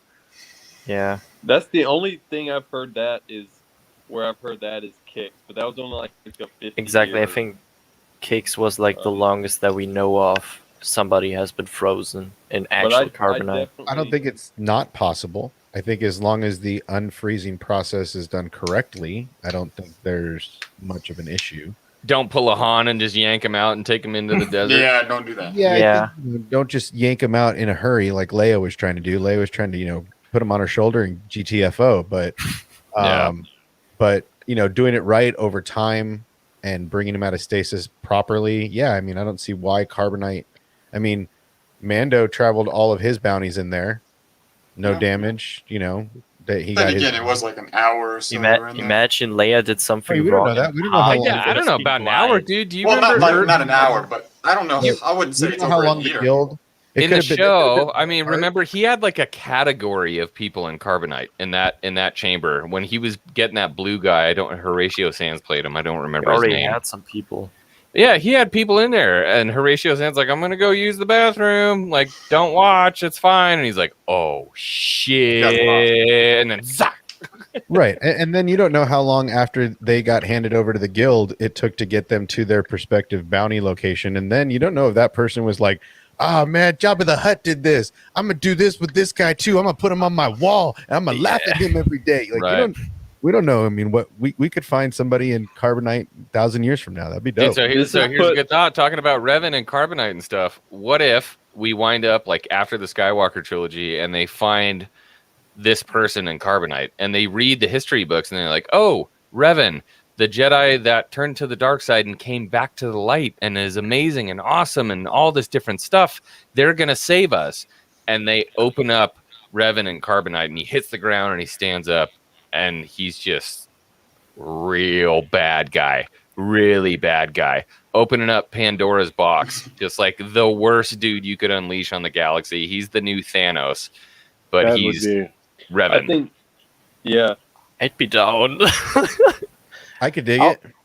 I'll be just down with a bunch of people frozen carbonite, but these are the deadliest, bounty hunters or whatever villain, and Right. like the Pandora box kind of deal. Yeah, totally. That would have to be a Pandora's box kind of deal where you And you then the open up Rogue that carbon- Squadron has to go, or I don't know. No, not Rogue Squadron. No. Not Rogue I want Do you those guys to be think- different.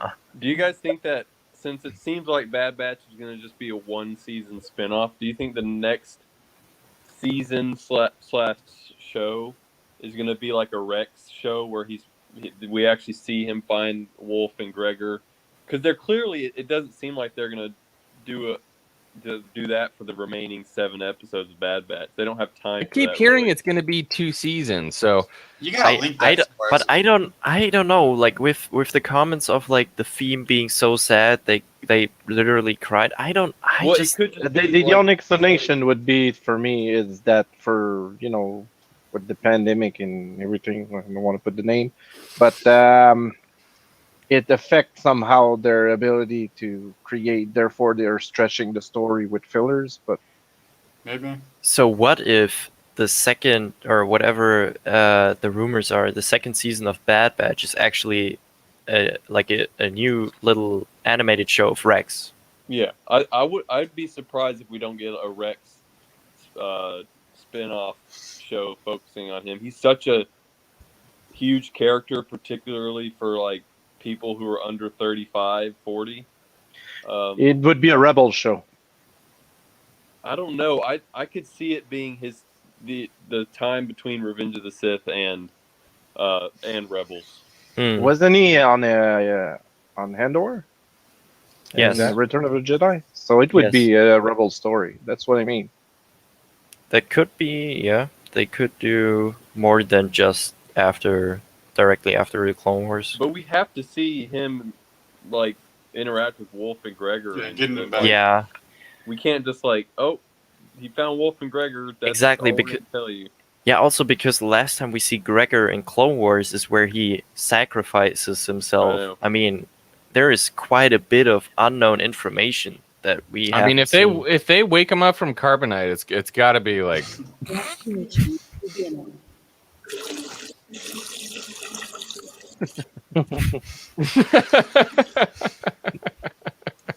Just for hours.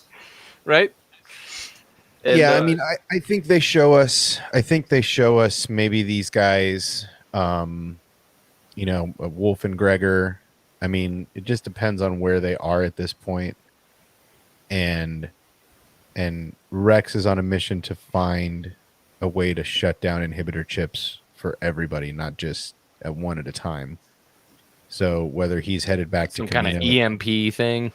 whether he's headed back to Camino on a secret mission to maybe sack a clone, figure out his number, and then become them in Camino until he can find a way to affect that, and then he sees Rex or Gregor and Wolf at Camino for whatever reason. That you makes know. you think, though, if he saved Wolf, especially because he was a fellow commander / captain level, that means something bad happened to Cody, because Cody would have been. I mean, obviously Wolf was close to him, but Cody was even closer. So either he prioritized Cody first, and Cody was already too far into the depths of the Empire, or something bad happened to Cody. What a season finale for season 1 of Bad Batch is that Rex and Cody meet on like a landing platform somewhere, and they have a duel. You betrayed your brother. And both of them pull out their blasters and like drop them on the floor, and it's like fisticuffs to the death. But do we want to see rather Cody against Rex or Cody meet Obi-Wan? No, I want to see Cody and Rex, just Rex Yeah. choking him to death, being like, "I loved you. You were my brother." Oh, I don't want that. That would be. You're the but chosen clone. The composer, that's the gut wrenching feeling that he was talking about. Like it felt like he was something in the pit of his stomach that felt awful. And for Dude, me- imagine what if it's Cody five got scene what if just Cody with got Cody. moved to Tatooine, right? Move along. And like dude's walking around and just like pulls off his hood, and Cody and Obi-Wan see each other, and it's like, Hello Dude, that there. was an awesome scene to watch Because Obi-Wan flash down Cody after all those years. he did not hesitate. He did not falter. Like it was like Order 66. All right, no, that's fine, mate. Go ahead. He's like, hey, here's your lightsaber. Go That's up and the get new- that Grievous guy. Good job. And That's then the canon X-wing. That's the canon accent I will think about when he does.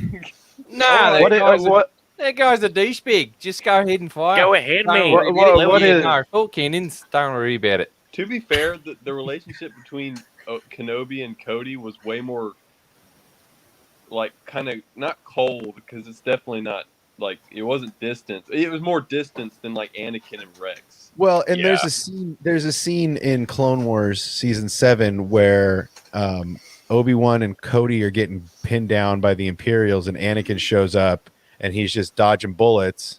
You know, like, hey, what are you doing down there? Like, why aren't you dodging these blaster bolts? What's wrong with you? And then he's like, well, where's Rex? He's like, oh, we came to finish your battle for you. And so you see Rex and them come out and save the day. And then Cody looks at Kenobi and goes, all right, go have fun. So it's almost like a father figure to his clone commander, where Anakin was like, yo, homie, what are we going to do? All right, here's what I'm going to do. I'm going to go hide under the bridge. You can distract him, right? And then you're going to distract him. And when you give the word, we're going to be like Mandalorians and like, pow, pow, pow, pow, and it's over. Hey, listen, Rex. I got this great idea. You're not gonna believe it. Like, you're gonna be under the bridge, and you're just gonna fly in.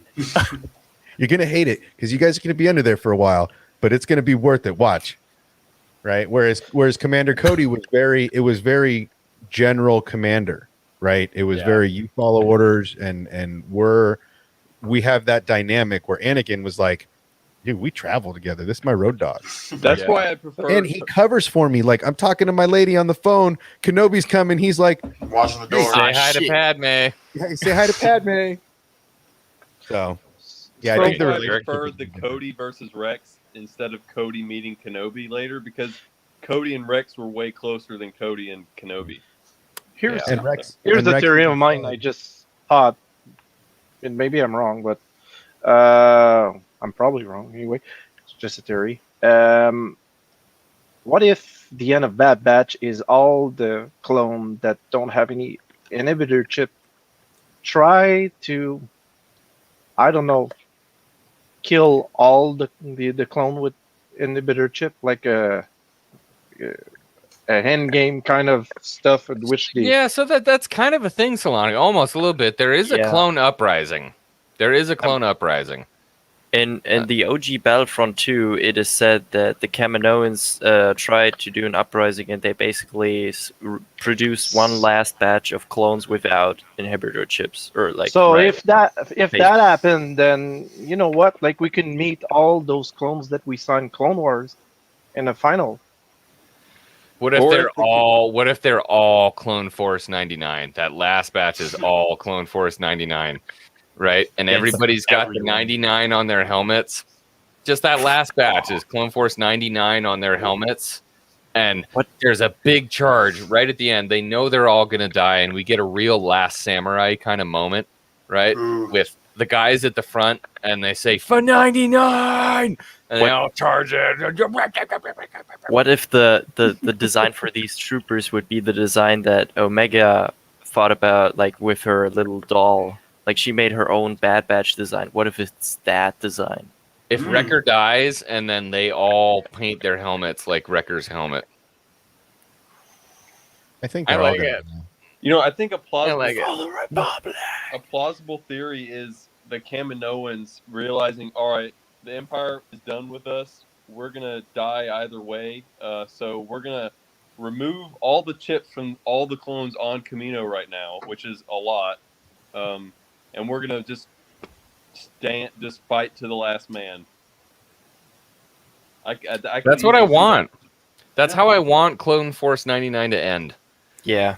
That's what I want. I want them to go out in a blaze of glory. Yeah. That's what I was speculating was going to happen in that when we thought the episode was going to be named War Mantle. That's what I thought that episode was going to be somewhat about. I thought it was going to be the transition to stormtroopers through an uprising and ending of the old clones. I would like the second to last episode to be that. And then what would you want the last episode? The episode after that will be all about Palpatine and Tarkin and Rampart Vader. And everybody getting the stuff together to get that Stormtrooper program like set and good to go. Completing the transition. Yeah. That'd It's be like nice. poetry. It rhymes. I think it can work, and even with the Omega in there as the key for the Camino and to clone another army or something like that, I can see that. No more clones, man. That's it.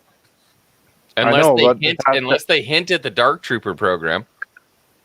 Well, and I mean they're already kind of giving us a little bit of with Omega, she's obviously a phase 3 clone. What makes her unique?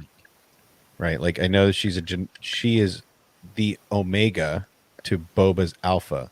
And I think they wouldn't have mentioned Boba. They wouldn't have mentioned the Alpha being Boba if they didn't plan on showing us Boba. Yeah, exactly. This season. So yeah. I genuinely think we are going to see a young Boba. Now, however those dice pan out, but I think we're definitely going to see Boba. They wouldn't have hinted at that if we weren't. Yeah, I think so too. And I would love to see it. I want to see Boba right now because he's on the precipice of being in his armor. He's just a couple years away from donning his armor and becoming, killing Cad Bane. I think that's like a rite of passage thing they're going to show us. Him donning the armor? I think they're too. I think they know that Cad Bane would be such a cash cow for live action. But that's what I'm saying. I don't think we're going to see it in the Bad Batch. I think we're going to see it in a flashback of Book of Boba. I think we're going to see him rubbing his helmet, looking at the dent, or maybe looking at it. Whoa, rubbing what helmet? while he's sitting on his throne. He takes his helmet off and he's just looking at it and kind of rubs over the dent. And then all of a sudden you see a flashback, live action flashback. Ooh, I like that. Of him and Cat Bane in, saloon style. That thing. But just a fun thought. I mean, in live action, Cad Bane's species has kind of like huge heads. Oh yeah, we were talking about. What if their heads are? I mean, they have to do something if they like Mastermind, right? Yeah, looks like Mastermind. Like the head is like above here and here is. Well, but like I said, he really slimmed down. Like he even, his hat, when he took off his hat, and you see the Cad Bane that we see right now, he's really trim, and he's really like, it looks. I could see them doing a live action without really having to add too much attention to a person. Yeah. What if Boba as a kid or teenager kills Cad Bane? I just don't see it. I don't see him being ready as a teenager to go up against the most ruthless bounty hunter in the galaxy right now. Now, as an 18-year-old, when you're in your prime, after training with these guys for since he was 10, so 8 solid years of bounty hunter training. Yeah, but imagine like Fennec and Boba. Well, I guess it's kind of the same thought that George had with like Boba killing Mace in Revenge of the Sith, but like he kind of realized Boba a bit too young to take on Mace Windu. He's 13 years old. Yeah. 13, yeah.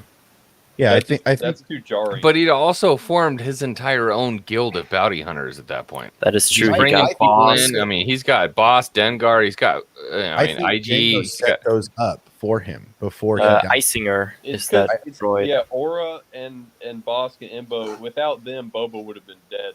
Oh, right. And I think Django set that up, saying, "Look, if you ever hear of my death, you come find this kid, and you train him because this kid is me." Right? Like they must have owed Django some real loyalty, him being the badass that he was. I think Aura Singh actually talks about that that she worked with Django, and that's kind of why she was caring about him. Yeah, and that's Okay, and that's so scene idea. Hear me out. Got an idea here. Daniel Logan, okay, with Boba Fett's armor, because Daniel Hell Logan yeah. played young Boba, right? Daniel Logan with Boba's armor meets up with Mace Windu, Sassender, with IG, with Dengar, with everybody, because if Boba's that young, he's gonna get wrecked by Mace Windu, right? But what if they all show up together against Mace Windu and they fight Mace Windu? Mace Windu's like doing all this different stuff, and then he ends up getting bested, and at the end, young Boba, Daniel Logan, points a blaster and he says, "For my father." I don't know. I'd rather the fight just be between Boba and Mace. I wouldn't like seeing the rest of the bounty hunters in on it. What if Mace like incapacitates everybody else? I would be okay with that. Having Mace completely wreck everybody else and then have it be a fair fight between him and Boba. And then it's just him and Boba. I would really like to see like him outsmarting Mace and like letting him think it's kind of like how the Geonosian arena worked out with like Django having a malfunctioned jetpack, but he's like kind of waiting like, okay, he thinks he got me. Okay, psych. Right. Yeah, I mean, I really think we are going to see. I would bet dollars to donuts we're going to see Cad Bane Boba in Book of Boba. Yeah, no doubt. I hope so. I say that duel happens, no doubt. He's already got the cyber head though. Well, it could be a flashback. But that's what I'm saying. It's got to be a flashback. It's going to be a flashback, but I think. Oh, Bane, you're talking about when he's like rubbing the dent on his helmet and he's thinking about it. That's right. Yeah. I think it starts in the throne room and then he's just rubbing the helmet and then it flashes back to their duel. Whether they meet up in a bar and Cad Bane shows up where Boba is and he had just, he's been in his armor for a while and they meet up at, Mos Eisley for all we know. They meet up in the cantina. It doesn't really matter. Well, we're both in Nevada. This is legal. Do you want to take over under? I say no. You say yes. $5. Dude. $5. Sold. All right, $5. $5. I say no. No Cad Bane and Boba. Obsession says $5. Yes, and this is immortalized. I think this Obsession is immortalized on the internet. Immortalized. I'm. God damn it. In fact, I'm gonna put that $5 in a frame right behind R2. Yeah. with it. Go. All right. And write down X-Wings, Boba and Cad Bane $5 in if I lose or Book of something. Boba. Book of Boba bet. My first Star Wars bet I've ever taken. In fact, you and I will do a live stream of just us putting our $5 on the wall for the other guy. Yeah, I'm ready for it, bro. The Book of watch Boba parties are Fett. just going to be okay. Better get my $5. Dude, seriously, it's gonna make the watch parties that much more exciting. Oh, it's okay. awesome. Yeah, but You I know think. what? Go ahead, No, brother. go ahead. Okay. I love it. I think this is great. Something I really want to see is either a flat, like in the Bad Batch or some future animated show that I don't know. I want to see a flashback of adult Django in animated style with the clone face that we got so used to. That would be so like, oh my gosh, because he's the original. He's the guy who actually looked like that, while all the other clones. Or I want to see adult Boba in animation with the same face as Rex and Cody, and like that would be so surreal. I just want to see one clone pull off their helmet and have it be Tamara Morrison. I want them. You know to what I'm saying? Live action clones, yeah. Or find a dude that looked just like Tamora back in the day, right? Like look just like him. No, just DH Tamara Morrison and have him take the helmet off, like a Rex in the Ahsoka series or something like that, because we to this day have not actually gotten a Tamara Morrison taking his helmet off as a clone. It's all been CG. I mean, Daniel Logan does actually look pretty similar as a younger. Yeah, I know. He doesn't exactly. But Hold on. Oh no, I was just saying on Utapau, we do see Cody take his helmet off to give Kenobi his lightsaber. Remember? Wasn't that CG though? No, that was I mean, his face was. That was real. The Okay, all right, armor. okay. All right, so we did get 4 seconds of that in 50 years. Right So before- yeah, I would like to see it on the again. Venator, on the Venator, actually, multiple troopers of the 212 took off the helmets, and an airborne trooper. Yeah, but those were CG. No, the I head's, would. I the think head's you not. could get. I think he Those could were play as CG. Old Man Rex today. The armor. Like he could play Old Man Rex today in the Ahsoka show with just a little bit of different, Yeah. couple of different scars, couple of different makeup, and What if they in the still they Ahsoka have the show- same body structure because they're about the same age, so they're both a little rounded. Yeah.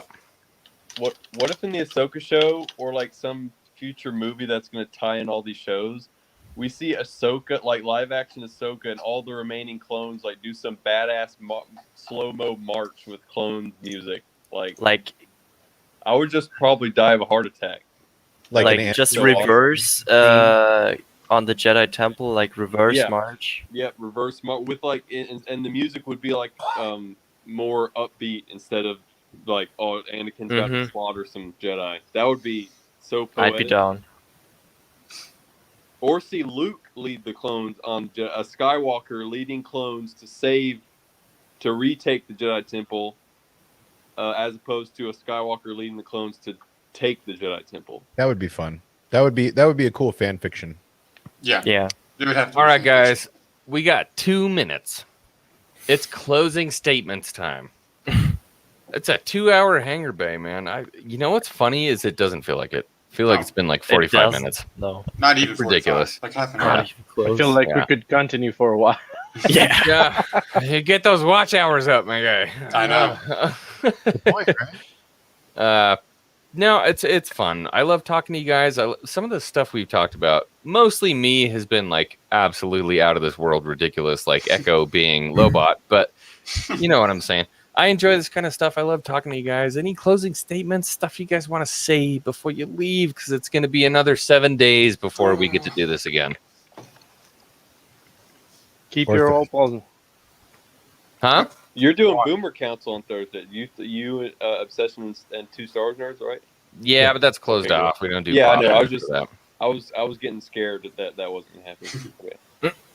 I'll be Yeah, there. and I think Tuesday, 2 Star Wars Nerds and I are talking Ahsoka. I think they're doing Nice. Oh, you're starting. They're I'll be in the starting chat. Character series. Yes. Ooh. And then I think maybe Wednesday I might do the first installment of audiobook Ahsoka. Yes. So we'll do the first 2 hours or however many chapters we can get through in those 2 hours and see if the mouse 14. yeeshes us. Also, I think I'm going to do a shirt line. Obviously, you've gotten on the Not My Starship. But I think we're going to do one because we kind of came up with something while we were playing in the gaming. We were playing Fallen Order, and it's Kashish. Kashish. But it's Kashish. So I think I'm going to do like a Wookiee style sheesh design, maybe put it out there in the Kashish. But yeah, I think that's where we're started. I think Tuesday is 2 Star Wars Nerds. Maybe Wednesday will be Ahsoka audiobook. And then Thursday will be Boomer. Oh, yeah. Nice. This is a good week coming up. Aramal, how's your mouth, bud? Oh, it's good. It's completely healed now. Yeah. No dry socket? Oh, I thought I had it, but they told me it was not. I just felt gaping holes, and they said that's normal. Oh, yeah. All right. Appreciate it. Thank you so much, Aramal. So no Lonic, waterfall gifs do you want to sign off? Let us know what you got to say.